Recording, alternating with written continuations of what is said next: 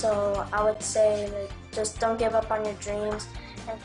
A Wisconsin girl battling cancer realizes one of her dreams to interview her favorite Packer. The story behind the meeting coming up on Local 5 News at 10. Good evening. Thank you for joining us. I'm Michelle McCormack. Tom Zalaski has the night off. Brand new tonight at 10. A 10-year-old Wisconsin girl got a coveted assignment that would rival the folks at ESPN. A one-on-one interview with Aaron Rodgers. Yet it's the story behind the interview that will help children across our state. Cookies and Cream combines vanilla with Oreos. I don't know anybody that doesn't like Oreos. So we had the same favorite ice cream flavor, cookies and cream. And that's what broke the ice when 10-year-old Ixel Mercado of Milwaukee sat down for a one-on-one interview with her favorite football player, Aaron Rodgers. What superpower would you want to have? Yeah, flying for sure would be my first one. Her incredible poise matched only by her brawn, just completing a 2-year battle with acute lymphoblastic leukemia, and the reason why the Lombardi Cancer Foundation wanted them to get together, where the talk was anything but kid stuff. As I got older, one of my heroes was a former athlete named Pat Tillman. And Pat Tillman left a career in the NFL to go serve in the Army because he believed that was what he was supposed to do at that point, and ended up getting killed. You know, he, like you, I think, you know, he and myself, questioned things, spoke his mind. What about you? Do you have anybody that you feel like is like a hero or somebody you look up to? Mostly like kids who have gone through cancer. My other favorite hero is myself. It's not often you see a sports figure cheer on a reporter. Then again, this isn't just any reporter, with a message for anyone who might be listening. Don't give up on your dreams and be strong and never give up. And on March 11th, Ixel's interview will be part of the 50 Faces of Cancer fundraiser. In new developments tonight, Outagamie County authorities identify the man killed in a motorcycle crash. 24-year-old Casey Summers of Wrightstown died last Sunday in a crash on Mayflower and County Road O. They say he was not wearing a helmet. No word yet on why he crashed. Controversy in Alloway over a prison that some say should be torn down and yet somehow wound up in the state budget for redevelopment. Local 5's Chris Schuler has reaction tonight. If we can avoid building a brand new prison. Over 2 decades, Representative Dave Steffen says the state has spent $850,000 studying what to do about the 123-year-old Green Bay Correctional Institution. The most recent report released this past December offered guidance. They told us that facility is ready to be condemned.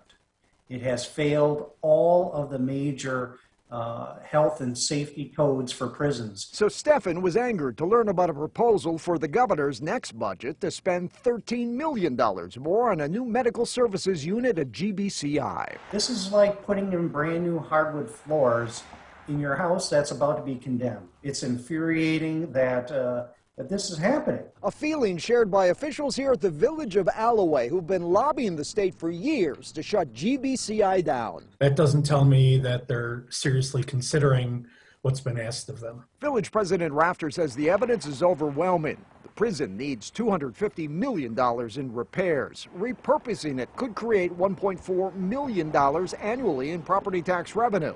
And instead of building a new prison, the most recent study says inmates here could be relocated within the correction system. With all of this being said and the governor's interest in criminal justice reform, I just don't get it. I just don't get it. I'm going to ensure that this is taken out. There's no way I'm going to be voting for a budget that includes this ridiculous type of spending. It is stupid spending. Don't spend more money on it. Start figuring out how to get rid of it or how to deal with it. A message Rafter says he'll share again with the governor, as he's done previously over the years. In Alloway, Chris Schuler, Local 5 News.